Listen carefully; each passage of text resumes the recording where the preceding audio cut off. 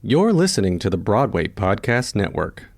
When did I become so dependent on other people's feelings or judgments on my performance and my abilities? I still struggle with that today, but I do have a better hold as an adult on finding those triggers and those moments saying, well, wait a minute, I suck.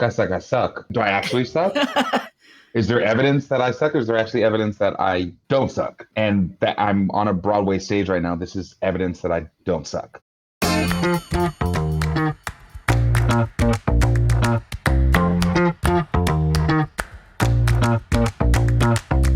Hey everyone, welcome to Was It Chance, the podcast about embracing opportunity and taking intentional risk for your creative life. I'm Heather Vickery. And I'm Alan Seals, and we are two perfect strangers. We are perfect. And we met by chance and embraced opportunity. Listen in as we chat with other successful people about the risks they've taken to put themselves on a path to creative success. You guys, this is going to be a lot of fun. I can already tell just in the pre-show chatter. We have Josh Breckenridge with us today, and he has gone from coast to coast to pursue his artistic career. He's got a brand new album out called Monotony and has returned to his role as Bob in Come From Away on Broadway. Josh, welcome to Was It Chance? Thank you, guys. How are you? We're so good. I love Come From Away. Oh my God. I love Come From Away. It's so beautiful. It's gorgeous. And you know what, Heather? I'm actually the dance captain and a standby for Bob, as well as, oh my goodness, 4 other tracks on the show. So I have to. Wow. I would be doing my brother DeLon Grant a disservice if I said that I was Bob. Okay. But I did play Bob at one point. Yeah, I've done that. A replacement Bob. Told me that, Josh. That's okay. Well, you know what? I played him. No, I played him in DC most recently. Actually played that role for this concert version that we did in front of the Lincoln Memorial. That actually just yesterday was voted one of the top to do of 2021 in DC. So holla. That's amazing. I love that. Yeah. I took my oldest daughter to see we have Broadway in Chicago theater tickets. So I'm Chicago. Amazing. And I didn't know anything about the show. That's the best way to go in. I knew nothing, completely blind. And she's young, so she doesn't know anything about 9/11. I mean, she's just now starting to learn about it. She's 17, but at the time, this was 3 years ago. Wait, you have a 17-year-old? I do. She has 4 kids. Come on, girl. You look great. Wait, and Alan, you have kids too. How many kids? 2. Come on, girl. But look, these are babies. He didn't say I look great. I'm whispering to you right now. You look great. I okay. gave you a wink. That was you look great. Oh. That was you look extra great. Winky wink. I don't know what that means. See, now, hold on. I'm feeling left out. Oh, you look extra great. Now, can you sing Shut the Fuck Up, Alan song? Oh, Josh, are you ready yet? Shut the fuck up, Alan, shut it. Shut the fuck up, Alan, shut it. Shut the fuck up, Alan, shut the fuck up. Shut the fuck up, Alan, shut it. Wink. That's the pre-chorus. We'll have a better song later. That was very apropos to the holidays. I felt a little Christmas. I got my Christmas tree behind me. Yeah, so dumb. That's amazing. Yay. Yeah. So we did not know what to expect, and I cried throughout the entire show. It's amazing. And you need to let me know when you're performing so I can fly my ass back to New York and come and see you on stage. You want to fly out this weekend? Because I'm on. Oh, man. It's a little soon. The answer is yes, but I don't know if I can pull it off. I'm actually on this December 11th, 12th, and 14th for sure. As standbys, we cover last minute if someone's stuck on the train or sick or, vacations or personal days. So with 5 out of the 6 men in the show that I cover, I'm on constantly, as well as my fellow standbys. Yeah. There's 6 of us, 3 men, 3 women that cover all 12 parts in the show. And but I'll be playing Bob on the 14th, and I'll be playing Kevin J, who's one half of the gay couple in the show, the 2 Kevins. Yes. On the 11th and 12th. So those are what's that? That's 3 shows, 2 on Saturday, 1 Sunday, and then 1 So on Tuesday. let me dig into the whole chance aspect of being a swing and a standby, because for those who don't know, standbys. Okay, so swings are actors who may or may not be in the show already in the ensemble or other roles, and you are tasked with knowing not 1, not 2, sometimes 3, sometimes 4, sometimes 5, sometimes more tracks, meaning a track being literally what it sounds like of every character is choreographed and blocked to go here at a certain time and there at a certain time and stand here and do this and not get hit in the head by that set piece and make sure you're out of the way of that high kick from that side of the stage, right? So you can get seriously injured if you don't know your track. And a swing has to know multiple, and a standby is someone whose job it is to be there in case somebody else doesn't show up and know multiple tracks and all this stuff. So you're a superhero. Yes, Josh. I think swings and standbys have some of the hardest jobs on Broadway. Full stop, no joke. And I applaud you. Many, many, many snaps. Yeah. I was a swing for Forever Plaid once back in the day, and it was he was like 12. Come on. No, I was. When was I? I was 27, I think, at that point, and it was one of the most anxiety-filled jobs I've ever had, because Forever Plaid, a show like that, the harmonies are like half steps apart. Right. I can't imagine. Wait, you covered all the tracks? Yeah. Oh, man. Also, your range must be extensive. Yes, not a lot. Be able to sing the lowest of low and the highest of high. Yeah. I love that show, though. Josh. But I guess my question, though, is about the chance of all of this. What makes some people, I talk a lot, and then I ask a little question.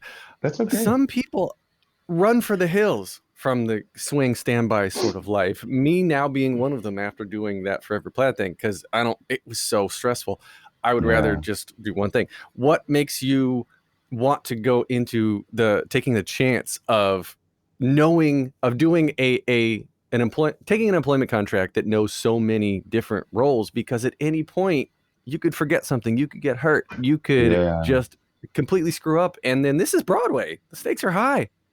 This is very true. Well, first of all, I wanted to piggyback on what you were saying in the description of the hierarchy of coverage, because yes, I think that the swings are typically off stage, and then in between standby and swings, I also like to mention the understudies, who tend to be the people that are in a track, whether it's ensemble or supporting lead, that cover a role that is more featured than their own, right? I did the Book of Mormon tour, and I was Got Swana, the doctor, but I also covered Mafala, the father, and the general, the villain in the show. So understudies have an interesting task as well, and then standbys that are just off stage like swings, but cover lead roles. So in our show, I've never stood by before. I've only had my own track in a show and understudied something. The draw of this show, what made me want to take on this challenge was, it was a Broadway show, it was another credit. It was such a gorgeous piece of theater that I knew I wanted to be a part of with this. And at the time, it was so nuanced and actually a little like, there were people that had some reservations and hesitancies about it because it was about 9/11, and no one knew the vehicle of storytelling. No one knew the way that this was going to be the story was going to be told. Christopher Ashley and Kelly Devine have kind of masterfully put their powers together and made this an amazing kind of groundbreaking piece of theater. But people were hesitant about it because, they're thinking, what are you going to do? Tap dance about towers falling? Like, this is completely inappropriate. Why are we writing a musical about it? But for some reason, having read the material for the auditions and whatnot, I was sold on it. So I first and foremost wanted to join it because I wanted to be a part of this huge moment in time in Broadway history, but also a standby. We're all principals. We're on principal contracts. We get paid the same as, save for some negotiations of a smart agent. We get paid the same, and we're all on this principal contract. So I'm getting paid to do lead work as a lead person's salary on Broadway. I'm also the dance captain of the show, so my brain is even quadruple split because I got to know all the female tracks as well. So I think It's my for favorite me, move, the quadruple split. exactly right. Yeah. I can give you a mean quadruple split right now. Wait. Whoa! My I leg can't touched believe the wall. y'all just missed it. You're listening. You You're can't see what listening, you Josh can't just see. did with his leg. I just hit the back wall at 10 in the morning. Yeah, so anyways, that's a long-winded answer to your question, but I was up for the challenge. I love the show. I am a huge actor. I love accents. I love the challenge of it all, and I think that this show has all of that. There's so many different accents we have to do, so many different stories we have to tell, and I do think it takes a certain brain to do what we do, to have that swing brain. You have to have a swing brain in this show as a onstage cast member. Absolutely. Because Let alone everybody a doubles standby. up. Yeah. Every track is like a swing track in itself. Yeah, you wear so many different hats. So I think I was up for the challenge. Long story short, and I was. I'm happy to have been doing it and for so long. So I'm blessed. Yeah. I love it. Do you? If I were to ask, I am going to ask you. So not even if I were to ask you. Hypothetically, if I were to say exactly what I'm about to say. Right. It's early, folks. It's early. Can you recall the first chance encounter that changed your life? The first chance. Oh my goodness. As it pertains to theater or anything that just sort of that's notable. You're like, this was such a random thing, but I leaned in, or I saw the sign, or I asked the question, or I did whatever, and here we are. I saw the sign. You're Shut the fuck you up, are Alan. old. You just told your age to everyone. You're old. Am I supposed to say Alan. that song was popular when I was in college? Come on, Jersey Boys. It's on Broadway now. I know. I'm kidding. Oh, no, it's not Jersey Boys. What is it? What is it, Jersey Boys? I saw the no. sign. It's Ace of Base. No, we did sing that melody though. I know. Yeah. Oh shit. What a night. What a night. Them. I saw the sign to Ace of Base. I just sang Ace of Base to a What a Night melody. I'm out. Okay. Somebody ought to write a musical for you. Can we make this show about Josh now, Alan? Can we stop talking about you now? Can we get back to me? Oh my God. Wait, I forgot the question now. Random chance encounters. Yeah. Well, I mean, I don't think this was. Well, here's the thing. What the real life-changing chance situation that happens that when I was a sophomore in high school, my parents decided to move from sunny Santa Barbara, California area, like up a little north of there, a little town called Lompoc, California, to San Diego. So I was a sophomore in high school. I hated my family for the move. Despise them because I grew up with these kids since forever, and I'm about to graduate in a couple of years. What are you doing? But the move ended up being the best thing of my life. I got to I discovered the San Diego Junior Musical Theater Conservatory, which I was able to brush up my chops and work on my craft. And I met the regional choreographer for CCM, which is where I went to school, University of Cincinnati's College Conservatory of Music. I met Donna Corey there, and she told me I need to audition for the school. And from that turned into getting into the school and getting a showcase from that, getting my agent, getting my first Broadway show. So that was just a trickle down, domino effect of had I not moved from my small little town where the drama program was dying, and literally the next year they got rid of the program, and they were in transition with teachers, and it was kind of falling apart. It's a much more notable and successful program now, but at the time it really did me a service to move to this area that had a high school that was thriving theatrically, that had a Moonlight Amphitheater as a huge outdoor theater in San Diego, where I got my start doing youth theater, and so everything was just kind of snowballed from there. So that's probably the biggest chance encounter. But isn't it so fascinating how these moments in our lives that we're sure are bad, like this awful thing is happening to me, I don't want this thing, and that leads to all the good. Yeah. Well, it's like in theater and Broadway and in this industry in general, every no is going to lead to a yes, to the yeses that you get. So in the moment, you're fearful, right? Like, Oh God, another rejection, another rejection, another rejection. This business is nothing but, well, it's not nothing. It's 99.9% A lot of rejection. rejection. And it leads you to the yeses that you get that define who you are. Yeah, I had a this last, what was it, like 3 weeks ago, just a lot of rejections. I was this close to like me and one other guy to a career changing role that would have been awesome, that would have eventually graduated me from come from away into this new Broadway gig. Didn't get it, thought I had it, didn't get it. At the same time, I got a no to another big gig and a TV opportunity. And so it was just like, woe is me. I was not in a great place, just not happy. And then a week later, like someone dropped out at the Christmas tree lighting in and I don't know if we were in Rockefeller Center, and our amazing marketing folks got us in there. And I don't know how I was chosen, whether they looked up my stuff online and saw that I had an album, this and that, but out of like our 13, 14 people that of our folks of our company that decided to do this volunteer-based, amazing opportunity, they picked me as one of the 4 soloists. So here I am on national television singing Let It Snow and Fuck You, Alan, for the masses. And Shut the fuck up, Alan. Shut the fuck up. Sorry. Shut the fuck up, Alan. No, but thank you for the correction, Alan. Ruining my story. No, I'm kidding. So it was, but then, that happened. I have an episode of FBI that's coming out this month. Did a concert recently that got some great attention and reviews, and just a lot of just night and day. I was really down in the dumps, and then things like you said on turn around, and you never know what this business is going to give you. Well, there's a couple things I want to touch on. First off, for those, this is an audio only podcast. So for those, I'm going to describe Josh is sitting in front of his Christmas tree in a lovely tank top, and I'm admiring his deltoids. He has got some deltoids that, every time he's just gesticulating, I'm like, oh, there's the biceps. There's the biceps. Yeah. Right. So look up Josh and look up his arms. He's got some. You are adorable. You are so cute. There's a lot of thirst traps out there. Thank you. I can see the thirst. I'm gonna go look on TikTok Instagram, right now.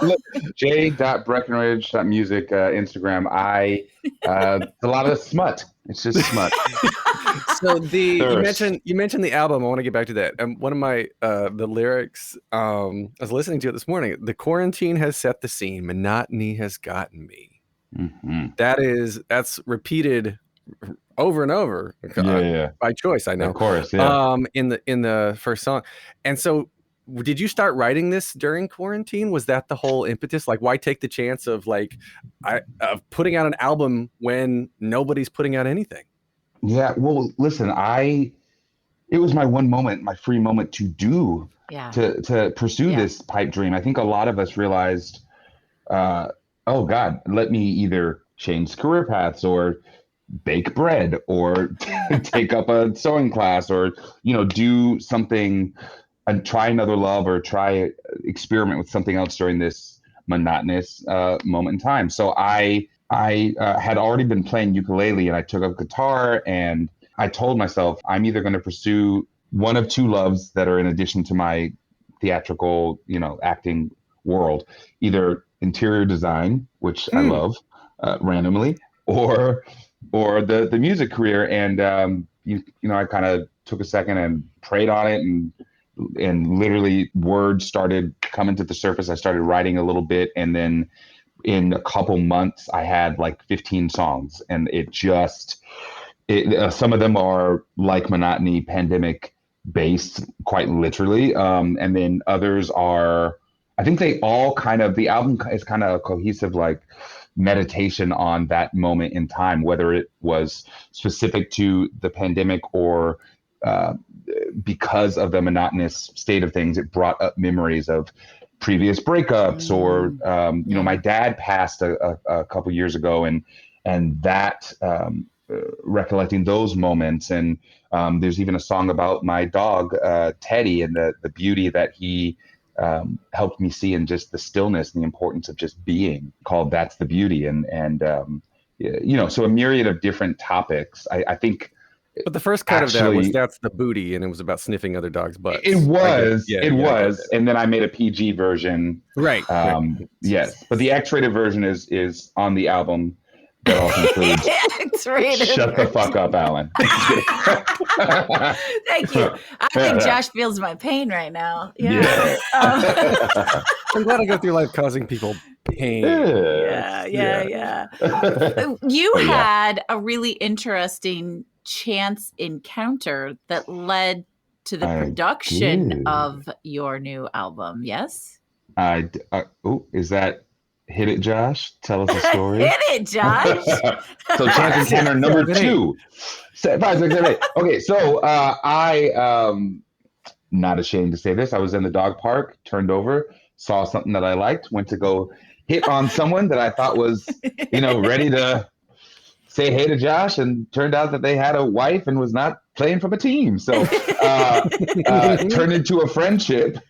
This really great couple. Talking to my friend Ryan, and he is a musician, and his wife is also a musician. They both, she's had a record.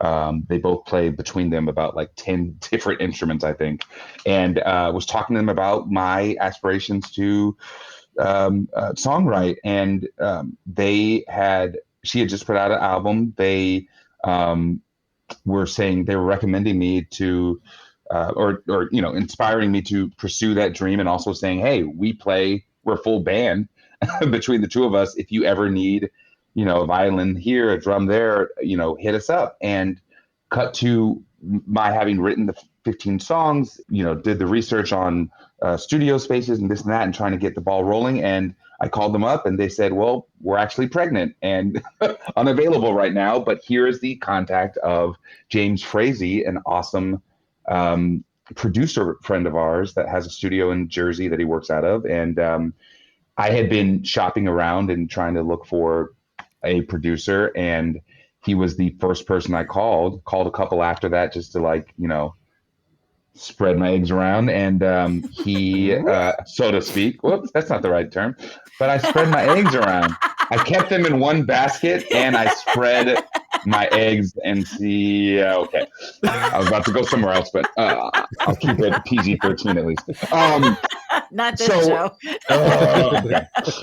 Spread all my stuff around. So he ended up being an amazing contact. We had a great working relationship. Because of the pandemic, I did a huge portion of my album remotely. So I had about 2 months post Broadway shutdown, right? March 12th, 2020, everything shut down.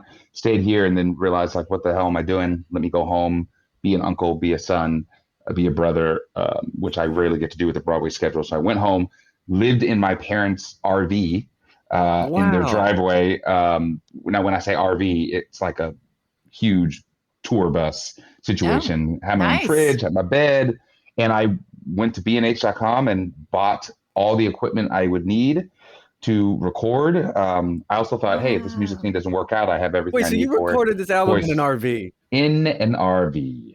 Yes. That's amazing. That's amazing.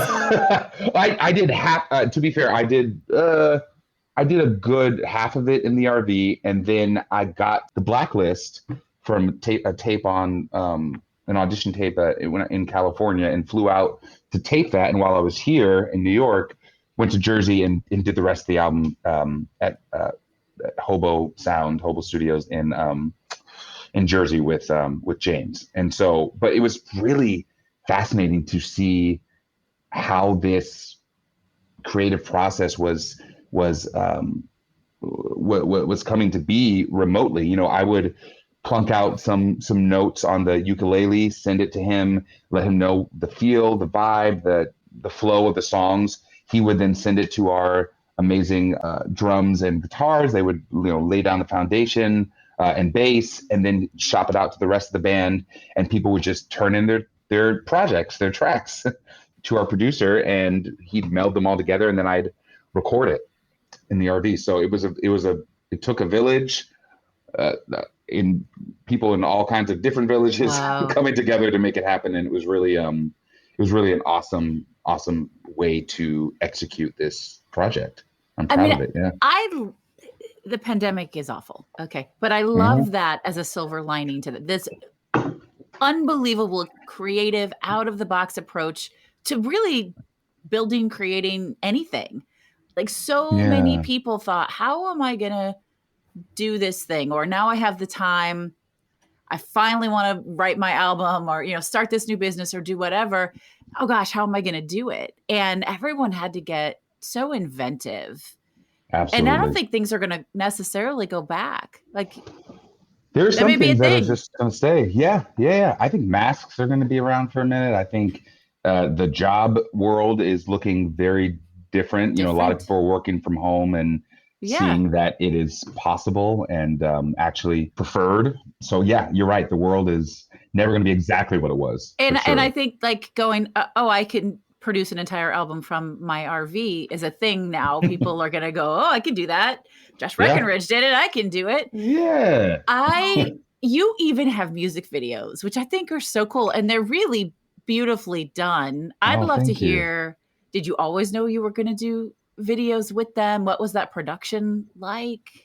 Yeah, well, I have an angel that a friend of mine who contributed astronomical amount to this whole project of me. He called me up one day and was like, hey, I put a lot of preliminary, like me strumming the ukulele, couple chord versions of my songs out there early in the pandemic. He saw it, he loved it. He said, talk to me when you have more and you're wanting to do more with it. And between him and myself, we were able to, produce this and make it beautiful. So I have, he would like to remain anonymous. Okay. But just your angel. My angel made it happen. So once I knew that the funds were there to make this project possible, we talked, and his thing was like, Josh, I want you to have fun, and I don't want you to cut any corners. I want this to be everything that you have dreamed it to be.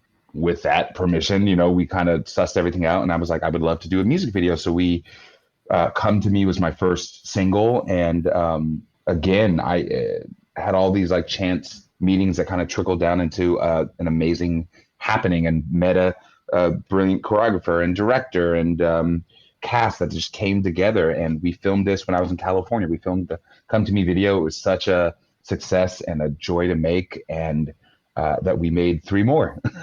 And so I have 4 music videos that accompany 4 singles off of this album, Monotony. I just did a lyric video kind of after all these releases just in time for Halloween for one of my singles, or a release called Go, which was released kind of after the other 4 singles. And it's been a great learning experience. Also, my IMDb exploded with these new videos. So now I have more stuff on camera, and now of course I am listed there as producer as well, and writer. So that's expanded that part of my career. I also feel like the exposure that I've given myself and the the response that I've gotten also internationally with a lot of this music and these videos, I think have created more opportunities for myself. I've gotten some more auditions for gigs. I did 4 TV shows this last year.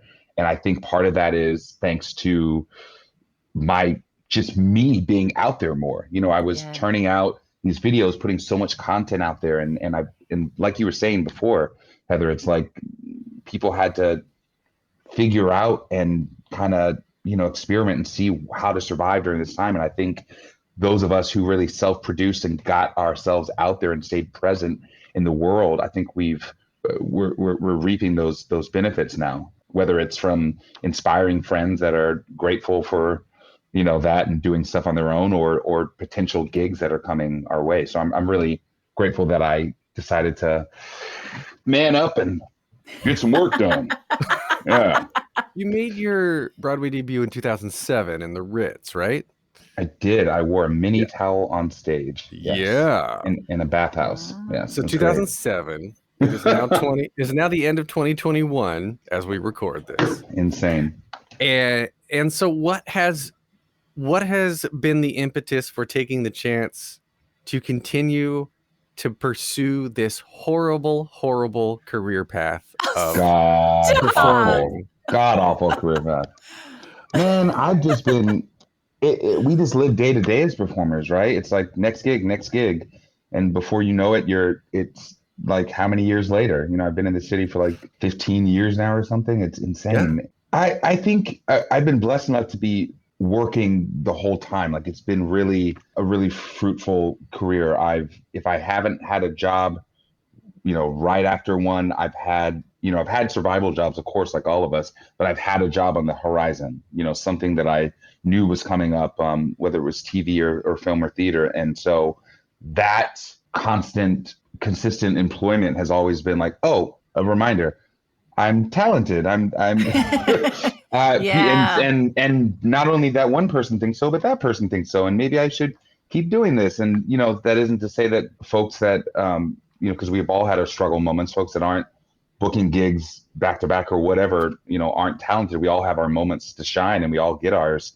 But that was really it kept me going, these gigs and these bookings. And I have a love for it. It's since I was bitten by the bug, like in middle school, like if you can see yourself doing anything else, do it. Do that other thing. Do that other thing, because this is, like you said, a shitty business in a lot of ways. You didn't say shitty, but I said shitty. I appreciate that. Thank you. Yes. But it's rough. And if you can see yourself doing something else, do that. And I teach these Broadway classroom classes, and I tell the kids that, you know, it's, if you know that you want to do this 150 million%, then go and do it. I think that has been my driving force, that I still love it. I still have a great love for it. And I'm finding new mediums, new areas within the business to thrive and create. And most recently, the writing side of things. So why do you think that is? Going to I've heard that a lot, like going back to what you said about, you know, people say, if you can see yourself doing anything else, do that other thing, because this is one of the hardest professions to be in. But then there are obviously, like yourself, like others that you were talking to, there are people that have to do this. It is who they are on the inside, whatever that means. What do you think that is? What is that attachment, that attraction? Is it validation? What is it about this? I think speak for yourself first, right? That makes you have to do this and nothing else. Well, taking a psychological side to this, I do think that a lot of us in the business are cray-cray. And by cray-cray, I mean damaged individuals. I mean, it's kind of true. I mean, like you know, growing up as a closeted, like, gay kid, like there was always the thought of like, I'm failing at this part of my life. I'm not, my parents must be ashamed of me at this part. I need to be an overachiever and not only get any kind of validation that I'm not getting at home, or not feel like I'm getting at home, because of this secret that I have and this shame that I have, that society tells me I should have. But also, like, you know, through theater, through performing, it's those accolades, that applause. It is literally the equivalent of that hug and acceptance that a lot of us, whether it's, you know, sexuality based or you know, anything that has to do with self-worth, and that we tend to, you know, listen, you guys are parents. I'm not a kid. I have a fur baby. I don't know what it's, you know, I don't have any children, so I don't know what it's like to be an actual parent, but I imagine that it must be very hard. And it's a balancing act of, let me give so much love. I can't be a best friend to them, but I can't be a, you know, drill sergeant the whole time. And, you know, you see kids, I see these products of a parenting style nowadays, where parents are best friends. And I feel like it does the kids a disservice. And I see the opposite and does them a disservice as well. So it is a balancing act. And I'm not saying that I had a horrible childhood. My parents are wonderful.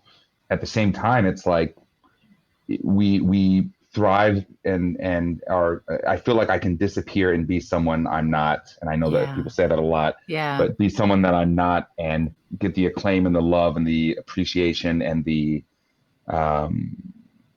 you know, just the love is a great word. The love from random strangers that kind of, at least for hour and a half, 2 hours, however long the show is, that suffices. That gives me the warmth and love that I need. And I think that that's an addictive element to theater, whether we acknowledge it or Absolutely. conscious about it or not. It's like, ooh, that was such a rush. Give me more. Yeah. You know, not only for the ego, but for the heart. So I think that's why a lot of us do what we do, whether we're aware of it or not. It's a hard hug. It's a hard hug. You said It something, though, that I find really fascinating. So I am a success and leadership coach. And one of the things that I help people do is find evidence to shut down the bullshit stories that our brains tell us. So when you said you've been lucky enough to have consistent work, it doesn't mean you get every gig or every job. You've already said that. That's exactly what I tell people. Like, okay, write it down. Like, do you have a system or a method for reminding yourself that you're good at this? That that people like you. Damn it! Exactly right. You know, you're aware of like CBT work, then, right? Yeah. Cognitive behavioral therapy, and so you know, I have a therapist that I've done work with a previous therapist. I've done some CBT work, and that has endowed me with some amazing skills that I still use to this day. Of like, you know, it's easy for us to catastrophize something and blow something up in our minds, but, you know, make hyperboles that cause us to not see the good in situations. I still, as a grown man, do that to this day, but I do have to sometimes write it out. I've gotten to the point now where I am able to clock these automatic negative thoughts in the moment and be like, wait a minute, what was that? Why did you not, like, shut up, shut the fuck up, Josh. Why did you not, shut the fuck up, Alan. Why did you not take that compliment that someone get, like, literally people give me compliments, and my first, you know, gut reaction is to pew, pew, like, just like deflect. Get out of here, you know. And it's funny, like, to this day, I'll leave the stage door, and it's like, if I felt amazing about the performance, if I get no specific, you know, flowering of great job, I automatically think, oh, I must have sucked. It totally takes down my performance. And then vice versa, if I felt shitty and I get all this praise, you know, it builds me up. And it's like, when did I become so dependent on other people's feelings or judgments on my performance and my abilities? So I say all that to say that I still struggle with that today, but I do have a better hold as an adult on finding those triggers and those moments, identifying them. Yeah, I think it's like those 3 steps of like acknowledging, identifying, and then changing it, you know, and saying, well, wait a minute, I suck. Why do I suck? Do I actually suck? No, do I actually suck? Is there evidence that I suck, or is there actually evidence that I don't suck? That's right. And that I'm on a Broadway stage right now. This is evidence that I don't suck. Absolutely. You know what I mean? Or not even, you know, it can be a minuscule smile on the street, a call from a friend, you know, whatever. It doesn't have to be that you're successfully on a Broadway stage or on a film set. It can be the little things that remind you that you're pretty darn amazing as well. So yeah, that's my thing, is taking those 3 steps and breathing, meditating, you know, trying to clock it. I don't think we ever fully become super women and supermen and are able to totally deflect those feelings. They're there, but it's just about how we manage them. I actually wanted to dive back into, I love the therapy part of things, and I want to talk about therapy just everybody needs a therapist. Come on. Therapist. Like, you're not weak, you're not less than. Listen, and it's also like very taboo in my culture, you know, as African American, like, it's always been like, oh, that's white problems. That, I mean, to be honest, that is, you know, it's like, it's thought of as, it's so changing, but it's, you know, definitely like my parents' generation, you know, it's a weak thing. It's I don't need to talk about my problems, just, you know, man up or grow some balls and deal with it. And I think that it's absolutely not that. Every single human being needs someone to talk to get our feelings out, to reflect, to, you know, and a therapist is there to listen, maybe suggest, not tell you what to do, but inspire you to find answers yourself. And so I'll say to people out there listening that there's nothing to be afraid of or ashamed of in a therapist and therapy. And luckily, with, you know, recently a lot of those Olympians that came out as absolutely game changing, literally Olympic game changing. It like seriously, Zing. it's like if they can take the second and say, my mental health is more important than this, celebrity and I mean, who would step away from this sometimes once in a lifetime opportunity to be a gold medalist or whatever? That must mean that It's this a big other thing is deal. very important. Yeah. So that was a trend setting moment in time that I'm so grateful for. I enjoy that. I enjoy that so much, and it speaks to the fact that maintaining a status of being elite, not elitist, but like an elite athlete. And I've said this before, or an elite performer, or that's what I said. an elite and accountant, we are or athletes whatever. too, right? Yeah. Right, like Yeah. Broadway is the Olympics of theater. Like Sure. the top of the game, the best of the best, and the emotional toll that takes on people. This is what I've learned from being in this community for so long, is that you have leads who are living their dream downstage center, belting their ass off, having panic attacks at that moment on stage, because they realize that 2,000 people are staring at them, or however many people are in the house staring at them. They're or that carrying imposter the show syndrome, right? Yep. They're gonna find me out. I don't belong here. I'm not worthy. Yeah. So does that go through your head at all? And I guess to take it back, yeah, he looked at me like, of course, dumbass. Duh. Shut the fuck up, Alan. Yeah. Come on. Yeah. No, absolutely. Sorry, go ahead. Keep going. Oh no, I mean that's what I was getting into, is like, how do you maintain? I guess this relates to what you were saying a little while ago about having to CBT work and the CBT work, and having to like get the devil off your shoulder, right? That evil devil that's like, you are not good enough. So how do you maintain, especially like if you're in the middle of a show? Do you ever have this kind of feeling creep in where it's like you come out of the moment real quick and you're like, oh shit, I am on stage. I don't know my next line. People are going to find out I'm a fraud. Go to the white room. Yes. Yeah. Like what track am I in right now? Oh yeah, right. God, this isn't Dreamgirls. Where am I? The hell? Yeah, man. I mean, it happens less often now, especially with the show that I've been doing since 2016, technically, like out of town. We did it in Toronto before we came here. That's when I joined. But even with the show that you do forever, those thoughts come up, especially as a standby when I'm jumping into different tracks. It's not like I'm comfortable 8 shows a week with my one thing. It always keeps me on my toes. But yeah, absolutely. Those thoughts come into my head, and in the moment, especially with a show like ours, where it's like, if you're worrying about a line missed, you are run over, because it's get out of the way for the next person's line. It's so popcorn, and there's not really vamps. It's just like your line, your song. It's very ensemble driven. There's not time for that. And I think whether you're an ensemble member or a supporting lead or a lead role, or you're doing a monologue or a sonnet or whatever, there's no time to be in those negative thoughts. You know what I mean? There's just it's funny. Like I'll watch performers that I just think like, God, you were incredible, and I would never know that they are dealing with a million things are going in their heads, besides like, what am I going to have for dinner, or whatever. It's also like, am I good enough? What's my next line?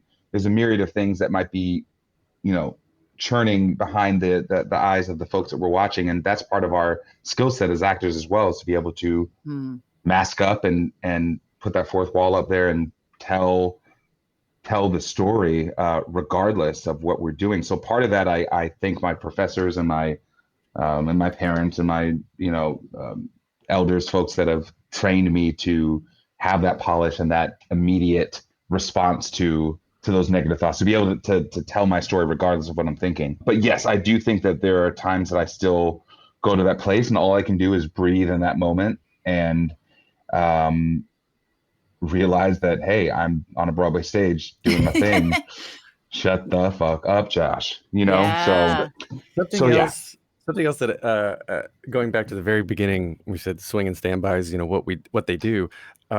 Sometimes you have to change roles in the middle of a show. I just want to call that out. Absolutely. Well, I mean, it's structured that way in our show. You literally put on, I'm Kevin J one second, I'm Ali the next. But do you know that this last weekend, a standby went on mid-show, which has only happened 3 times. That's what I mean. Ever. Yeah. Once to me. Yeah. So once it happened to me, I was, I mentioned before, I'm the dance captain. I was up in the rafters, the lighting booth area, our balcony area, noting the show like you do. And I had taken a cat nap because it was like, I think it was like a matinee. It was it was a Wednesday evening show because we had just done a matinee, and the lighting guy next to me, the guy in charge of the automation, some of the lighting in the show, our automated lighting, nudged me and said, "Hey, Josh, they're looking for you." I said, "What?" What? And I looked at my phone. I had all these text messages and missed calls. And I'm like, "What are you talking about?" And I called our stage manager from up there, and I was whispering. I was like, "What's happening?" He's like, "You're on." I was like, "What?" Like, get down here. So I ran down. Again, it takes a village. Our sound department, our makeup, our my head. We all came together, got me ready like in less than 15 minutes. Wow. And our show's full of chairs. He rolled his chair off, I rolled mine on. And what happened, and then I just sat down and we didn't even stop the show. What happened is that he had eaten something on the break in between shows and had food poisoning and was like blowing chunks off stage and was not going to make it to the rest of the show. This thing that happened last week was that one of our actresses got a booster shot, right? And she thought that she could make it through. She didn't have any symptoms before the show, but like quarter of the way through, she started to, and we do some chair walking in the show. We get up on chairs and she was like, I will fall off. I'm dizzy. I can't make it. And so, the powers that be got the word to all the departments, and, I ran up and made sure the actress had everything she needed from the dance department while wigs and hair were getting her ready and makeup and this and that. And, luckily it was one of her primaries to walk in the park for her to do that role. But yeah, that stuff happens and we got to be ready for it as standbys. It's, I love how seamless and how, just professional. And you didn't, like, when you came on, other dude rolled off, you rolled on. How many of the audience even noticed? Who knows? But speaks to the profession. That was the thing, because I went out the stage door. This happens a lot. People mistake me for Delon, and I'm like, there are 2 Black people on stage, folks. I need you to try a little harder because right. People often think that I'm Delon. So I went off stage I went at the out the stage door at the end. People were like, "Oh my God, great show." And there was something in the air where I was like, I don't think, as I was like signing programs, I was like, I don't think they know that anything happened. And so at one point I was like, I'm sorry, time out. How many people noticed that I was a different actor that came on halfway through? Nobody knew. And someone was like, I was in the second row, I didn't know. I said, you should be ashamed. I'm different timbre of voice, different skin tone. Like, come on, people. I think I had like no facial hair and he had a beard. I was like, come on. So I was a little actually offended by that. But it also is a testament to our teamwork and artistry, and that we're able to make it seamless and literally helping to push forward that saying the show must go on, because it actually did. It's like running a relay race, passing the baton, but as the gun goes off, you don't know who's waiting for you in the final legs. It's insane. Yeah. I want to watch a documentary about that. Like, I want people to just record and show these transitions. Wouldn't that be cool? Oh, quick changes. Really cool. To watch a documentary on quick changes and stuff, I would eat that up. Like, that stuff is difficult. Insane. It takes a village to get all that done. I had what show? It might have been Book of Mormon. I had a quick change that was like 15 seconds, something insane. I literally had like 2 different dressers. Like there are some changes that are insane, and then some changes that happen on stage that are just mind blowing. Costume reveals. Mm-hmm. Okay, so everyone, go see Josh and Come From Away. Where else?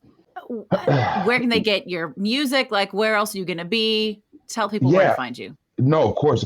j-breckenridge.com has all the tea, everything, all my music, where you can purchase my album, both digitally, and I have a vinyl record, guys. What? That was like that cherry on top of the whole the music videos and everything else, being able to make that was amazing. So that's available on my site as well. You're so hipster. Totes hipster. My vocal fry. I don't know if that was like Valley Girl or hipster. It's hipster, bro. That's just demonic. It is. No, you are, Alan. Stop interrupting our guest. Hipster. How did you get it? Oh yeah, come on. I was gonna say Darth Vader, but no. What's his name? Inspector Gadget? Dr. Claw. Dr. Claw. Come on, Dr. Claw. Gadget next time. I love Inspector that. Gadget. Anyway, Come go on, ahead, go voiceover. No, it's over. No, Shut you the ruined fuck it. up, Alan. I can't sing it like Josh. Shut the fuck up. So the Alan is cowering under his hoodie right now for folks that cannot see. So the record links to my YouTube channel. You can catch the music videos And your smutty Instagram account. and my smutty ass Instagram account. I'm talking all the deltoids, all the pecs, all the peaches, all the things. Look, even this lesbian thinks it's hot, so that's okay. Hey, come on. You a lesbo? Yeah, Oh, come on, Leslie. I'm family, Hey. baby. Hey, family.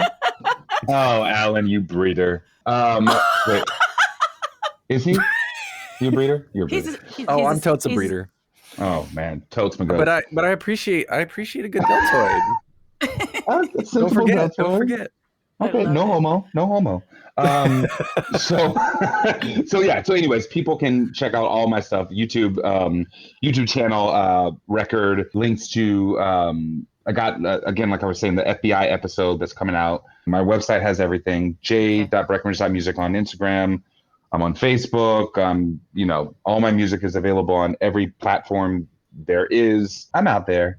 Yes, I Jay love it. Breckenridge is the music persona, Jay Breckenridge, and Josh Breckenridge is the acting. I yeah. love it. This has With the been shimmy. an absolute blast. I feel like we're bonded now, permanently. We are bonded We're bonded forever. I love that. Thank We you, all have a Josh. hand to the chest now. Yeah. Thank you guys. This is it.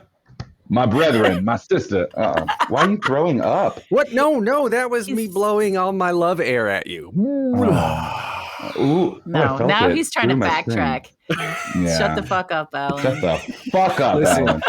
I am nothing but dad jokes. I love that's adorable. That is no one. Oh my goodness. That was a bless your Dad heart. joke. That was a bless your heart. It was. That And was- you With deserve a little it. shade underneath So it. that's okay. Bless his heart. Bless his little straight ass Josh, you are heart. amazing. This was so much fun. Thank You you, guys are amazing. so much Thank you for having for me. being here Yeah. with us. Yeah. Of Good luck with course. everything. Break a leg. Thank you. Can we just play Josh's version of Shut the Fuck Up, Alan, right now? Oh, shut the fuck up, Alan, shut it. Shut the fuck up, Alan, shut it. Shut the fuck up, Alan, shut the fuck up. Shut the fuck up, Alan, shut it. Wink. I think I have a crush on Josh, like a gay girl to a gay guy crush on Josh Breckenridge. I have. Is this a thing? Gay culture envy, queer Oh, envy. you totally do. You want to be gay so bad. I wish I was. I really do, because it's just such an accepting, open-minded. I mean, for the majority, speaking majority, compared to your normal cis white dudes, the queer culture is so much nicer and accepting. I have found so many closer friends in that. In the queer culture, it is. It's like a secret society that's not secret. But I had this experience with one of my dearest friends, who I was really good friends with. She's queer. I was really good friends with her before I came out, but after I came out, like, there was a shift in dialogue. There was a shift in like the way you would chat and connect with one another. It's special. Yeah, you can't come in. Sorry, yo. But we appreciate you as an ally, and we love you. Well, look at the episode graphics for this episode with Josh Breckenridge, because he sent us some thirst-trappy images. Yeah, per Alan Seal's request. So I told Josh that I was going to let you pick the images to promote. He was like, I love that it gets to be Alan's decision. I'm like, oh yeah, we've got to put this ball firmly in Alan's court. I'm gonna pick a couple extras too that maybe he didn't send, and we may throw them out there just for fun, because this dude, like, not only is he a nice guy, he's in a great profession, and he's got an amazingly large talent, and he's got a body that a lot of straight men, straight and queer, whatnot, like across the spectrum, are envious of. But I, superficiality aside, if that's a word, and if it is, then great. If not, I just made it up. Superficiality aside, I really, really enjoyed talking with Josh, simply because he's where he is now because of nothing but taking chances. Nothing but taking chances. Nothing.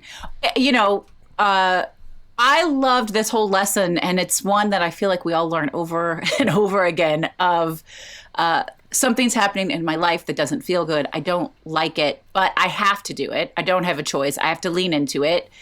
And oh my God, the most amazing things happen. So his parents move, he switches high school. All of a sudden his music and theater career begins. And then when he talked about his music videos, his angel, who just said, I would love what you're doing. I want to be part of what you're doing. How can I help? And then Josh had the guts to lean into the risk and opportunity and say, I want to make music videos.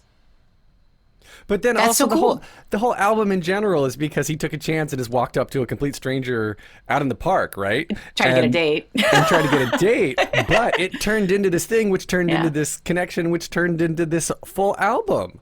And it's just awesome. These seemingly minuscule little decisions or chances, like things that you're like, should I walk a different way home today? I love doing that. If I can if there's like 2 or 3 paths home or 2 or 3 different ways to do something, I try all the time to do it differently than I did last time, just to experience something new. And that's led to so many different opportunities that, looking back, I wouldn't have had if I just did the same thing over and over again. And I don't think a lot of people do that. I love that you do that. Most folks are all kinds of routine. They go exactly the way they always go every time. And that does drastically limit their opportunity for chance encounter or, signs or new things. Yeah. It's fighting evolution, right? Because we are herd animals that want to find, like, our brains, right? Our brains are wired to find the shortest possible connection path, the easiest way of doing things, because that's just how we are. That's how we've evolved into creatures that, are whatever. I'm devolving in this conversation.